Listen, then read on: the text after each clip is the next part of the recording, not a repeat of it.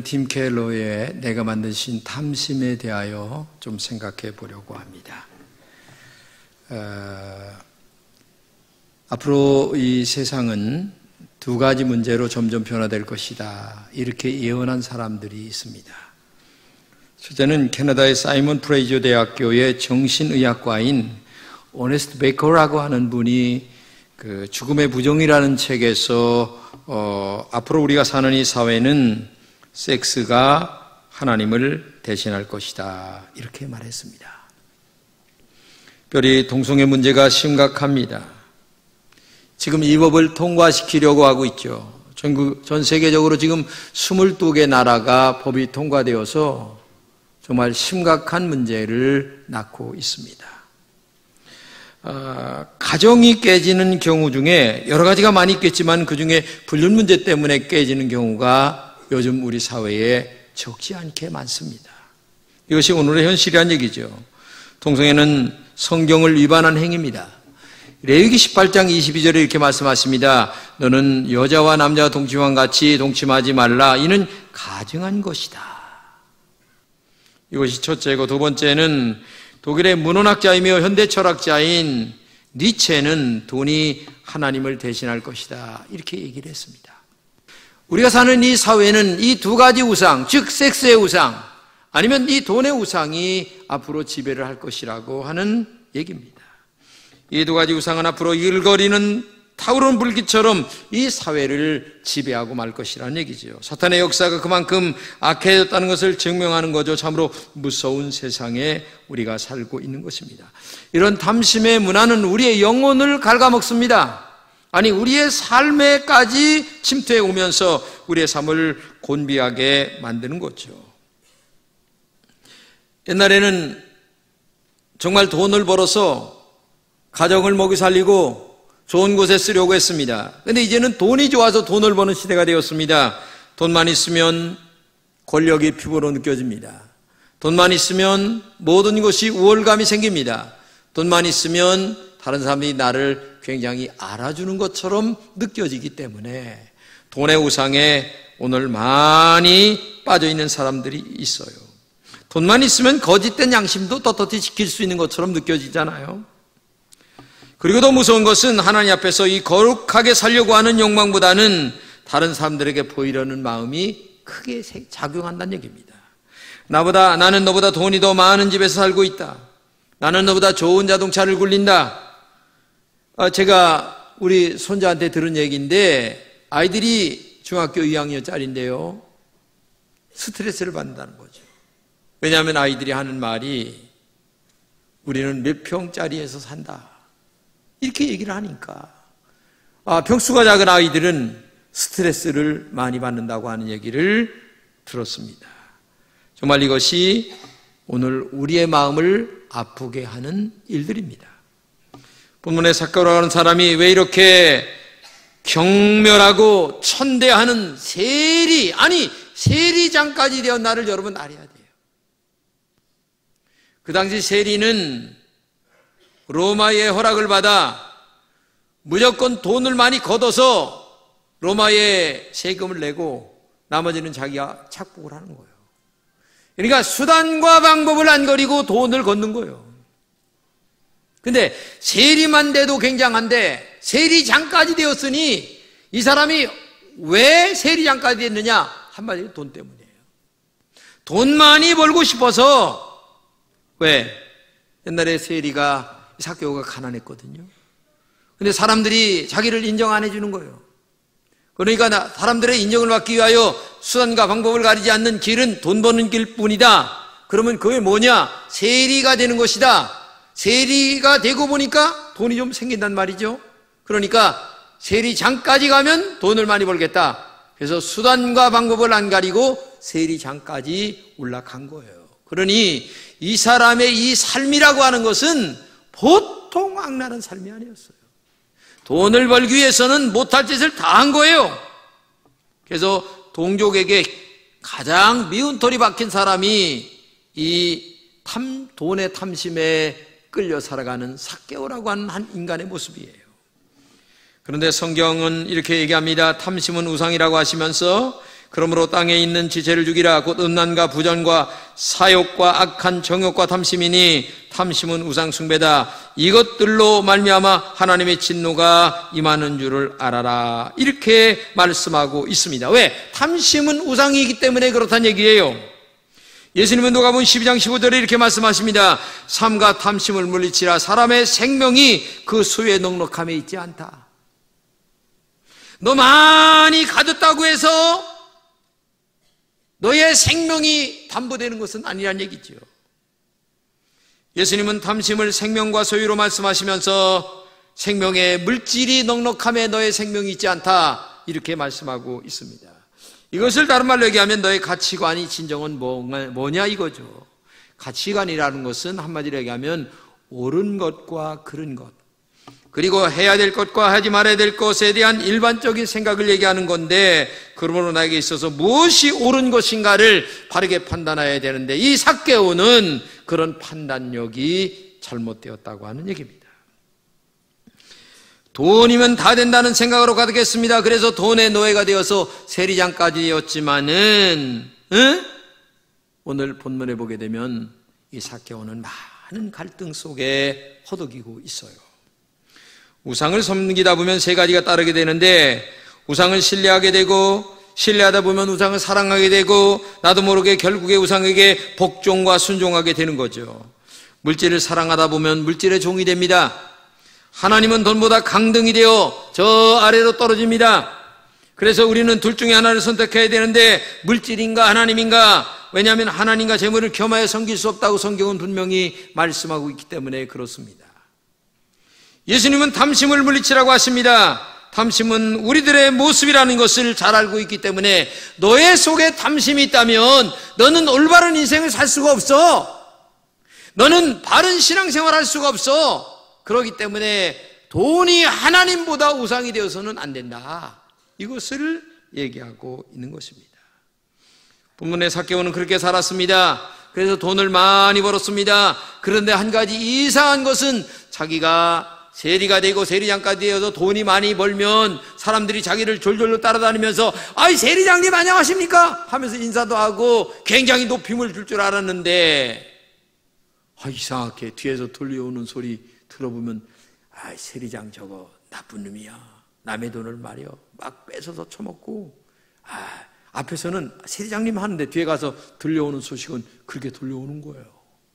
그런데다가 자기 내면의 마음을 살펴보니까 마음이 굉장히 공허한 거예요. 돈을 많이 가졌는데도 불구하고 마음은 쓸쓸하고, 가만히 보니까 곁에 사람들 한 사람도 없어. 필요할 때만 와서 세리장님 세리장님 하지, 진짜 마음을 주고 마음을 나누고 따뜻하게 함께 나눌 사람이 없는 거야. 그래서 이 세리장 되는 삭개오는 마음이 너무나 공허했는데, 어느 날이었어요. 예수님에 대한 소문을 들었어요. 야, 예수님은 대단하대. 메시아래. 병자를 고치고 가난하고 어려운 사람들의 그 마음을 어루만져 주시고 따뜻한 분이야 라고 하는 소식을 들었어요. 그래서 마음속에 나도 그분 한번 만나보고 싶다 라는 마음을 간절하게 갖고 있었어요. 그런데 어느 날인데 자기가 살고 있는 동네 앞을 지나간다는 거야.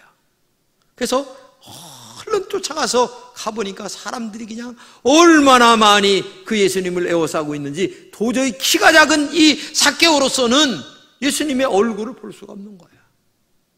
그래서 머리를 짠 것이 뭐냐면, 저 앞에 있는 애가 뽕나무에 올라가야 되겠다. 그래서 예수님을 한번 만나야지 하면서 앞에 가가지고 뽕나무에 올라가가지고 예수님을 기다리고 있는데, 아닌가 달라요, 그 앞으로 쫙 지나가시는데 예수님이 자기의 눈과 마주친 거예요.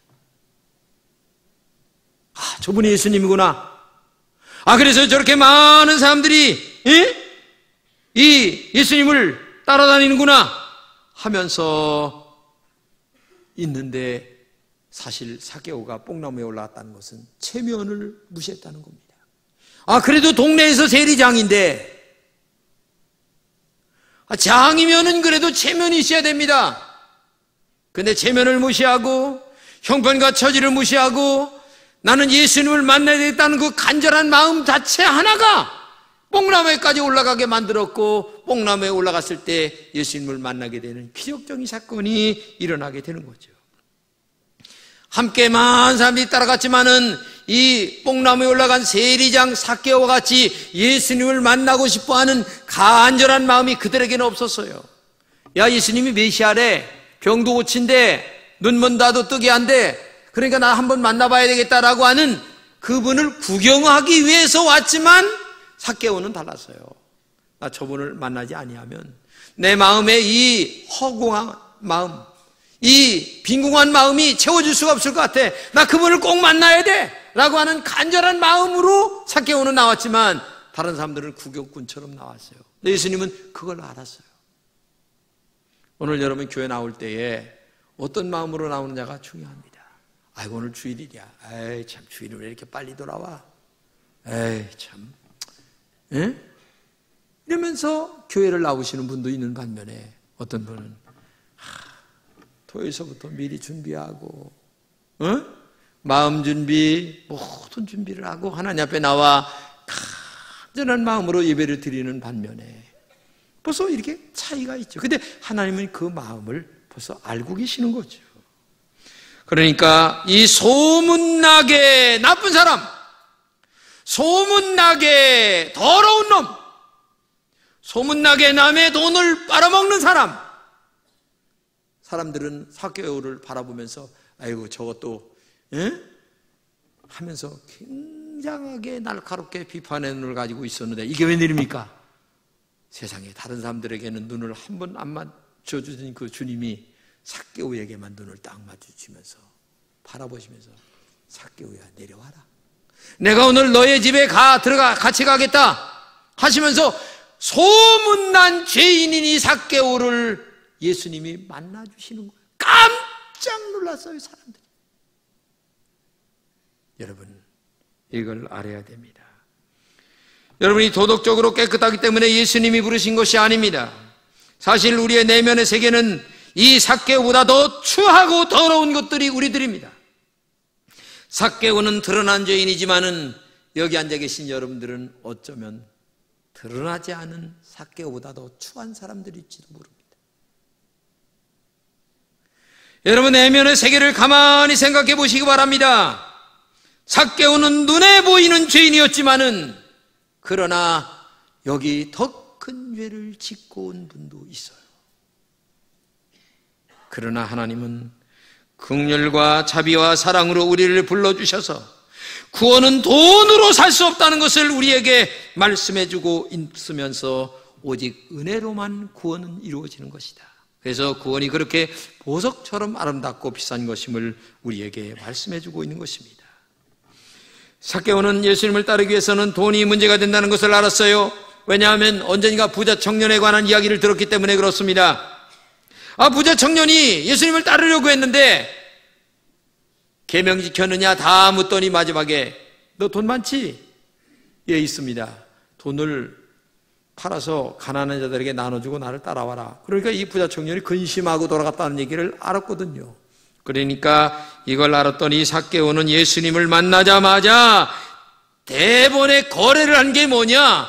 내가 50%를 갖겠습니다. 50%를. 그리고 율법에는 10%거든요. 근데 50%를 갚겠다고 먼저 선수를 친 거죠. 한마디로 얘기하면 삭개오는 진실되게 예수님 앞에 나왔다는 겁니다. 정직하게 하나님 앞에 회개했다는 얘기예요. 내가 부정으로 돈 벌었습니다. 잘못되게 벌었습니다. 내가 갚겠습니다. 진정한 회개를 가지고 하나님 앞에 나왔다는 거죠. 그때 오늘 구원이 이 집에 이르렀다고 하는 엄청난 축복의 말씀을 듣는 거죠. 오늘 구원이 이 집에 이르렀다고 하는 이 말씀 자체가 삭개오 인생을 완전히 변화시키게 만들죠. 이때 삭개오에게 주인이 바뀌게 됩니다. 예수님을 만나기 전에는 돈이 주인이었어요. 세리장이라고 하는 명예가 주인이었어요. 어떻게 살아도 다른 사람들에게 뭐 좀 어떻게 해서라도 좀 존경심을 받아보려고 하는 자기 자신이 우상이었어요. 주인이었어요. 근데 오늘 구원이 이 집에 이르렀다고 하는 이 말씀 한마디가 돈에서 예수님으로 주인이 바뀌었고, 나에게서 예수님에게로 주인이 바뀌었고, 돈은 본래 자리로 돌아가고, 지금까지 사코에게 돈은 자기를 나타내는 수단이었지만은 예수님을 만나고 난 후에는 먹고 사는 곳에 사용했고 어려운 자들에게 나눠주는 도구가 되었다는 얘기죠. 예수님은 삭개오가 올바른 인생을 살게 되는 뿌리가 되었다고 하는 얘기입니다. 삭개오는 예수님을 만남으로 말미암아 재물에 대한 생각, 인생에 대한 생각, 자기 자신에 대한 생각, 아니 더 나아가 다른 어렵고 힘든 사람에 대한 생각이 완전히 바뀌게 되었다고 하는 얘기입니다. 여러분, 예수를 믿는다는 것을 뭐라고 생각하십니까? 여러 가지로 설명할 수 있겠지만은 한마디로 얘기한다면 내가 예수를 믿고 나서 변화가 되는 것입니다. 내가 변하는 것이 신앙생활입니다. 내가 변하지 않는 신앙생활은 신앙생활이 아닙니다. 정말 예수님을 바르게 만난다면 사는 목적, 사는 방법, 그리고 사는 스타일, 모든 것들이 변해야 됩니다. 변하지 않는 신앙생활, 이것은 도로함이 탐이됩니다. 아직도 내가 우상이 되고 아직도 나의 가치관이 하나님보다 더 일본이 되어 있다고 하는 증명이에요. 우리는 교회를 다니면서 예수를 믿습니다. 예수를 잘 믿는 것처럼 나도 알고 있고, 그리고 다른 사람들도 아무개 집사 권사는 예수를 잘 믿는 것 같아. 그러나 깊이 생각해 봐야 돼요. 어느 사람이 나를 예수를 잘 믿는다가 중요한 게 아니라 하나님이 보실 때에 신앙생활 잘한다고 하는 그런 말을 들을 수 있는가가 그게 중요한 거죠. 사람의 칭찬이 중요한 게 아닙니다. 인간들의 가치가 중요한 게 아닙니다. 하나님이 나를 어떻게 보실까라고 하는 내 내면의 나를 보고 계시는 그 하나님과의 관계성의 문제가 훨씬 더 중요하다는 것을 우리가 알아야 돼요. 내 마음에 숨겨진 우상을 볼 줄 알아야 된다는 얘기입니다. 마음속에 우상이 문제란 얘기예요. 어떤 사람은 다른 사람들에게 영향력을 끼치려고 하는 아주 그런 우상이 속에 자리 잡고 있어요. 또 어떤 사람은 인기나 좋은 평가를 받기 위한 우상들도 있습니다. 어떤 사람은 아예 돈을 사용도 하지 아니하고 아주 저축. 이것도 돈에 대한 우상이에요. 돈은 적절히 벌어야 되고, 그리고 바르게 쓸 줄 알 때에 이게 돈의 흐름이 원활하게 흘러가야 된다는 얘기예요. 아니, 우리가 건강하게 되는 이유는 피가 머리끝부터 발끝까지 심장에서 펌프질 해가지고 제대로 이게 돌고 도니까 지금 우리가 건강한 것 아니겠어요? 모든 경제의 원리나 인간의 삶의 원리는 돌고 돌아야 되는 거예요. 그런데 저축만 하고 있어요. 그는 돈이 저축의 우상이 된 거예요.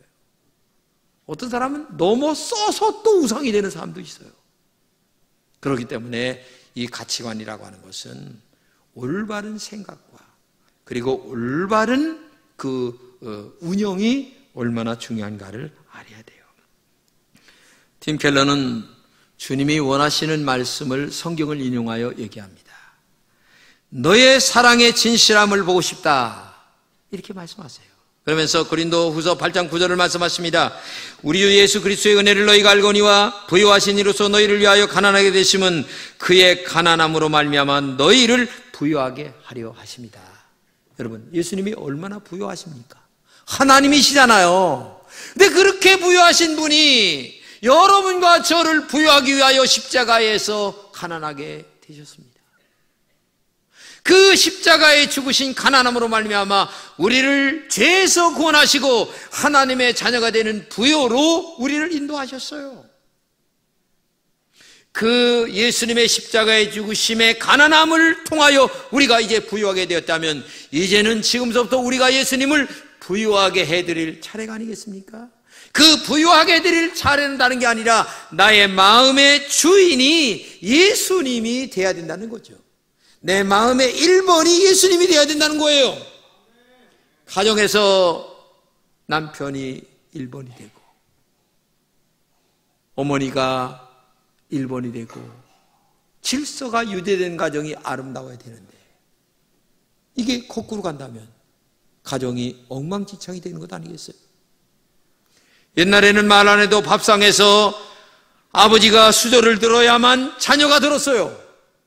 근데 요새는 어머니가 잘못 가르쳐가지고 아버지 먹기 전에 빨리 먹고 가. 이렇게 가지고 가정의 질서가 깨져가지고 자식이 우상이 돼가지고 지금 살아가는 가정들 너무 많아요.